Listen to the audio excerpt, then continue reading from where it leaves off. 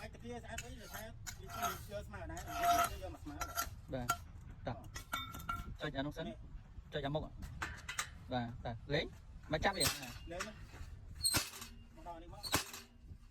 Đi tam thái cho xa phát rồi. Xa cho mình. Ở đây không? Anh ấy nhưng tôi quay về loa. Bạn đây vay báo về lột cho nhà loa. Ai dân tầng. Tầng này dân xá dân đăng này.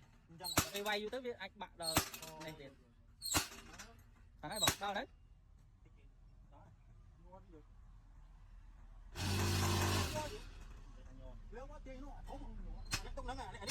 Ba bạn tiền thông à? Đây cho mà to mình tích. Ba bạn, đây cho mà to mình tích. Bạn đấy đây này.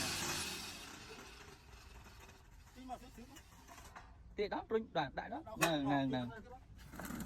Tiền tránh lắm. Này đấy. Xa rồi. Đầu đến cơm tích.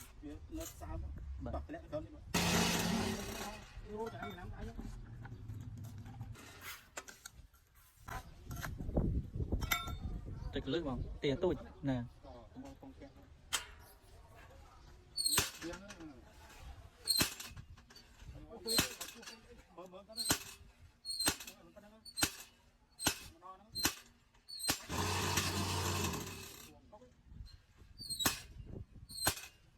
Đá vào đang đá lắm. Bạn. Nè. Ta cái bay rô khang tít, ít bị bay nhá, bay cái á. Nè. Phải đi đó, đã thế là chân này. Tới đó.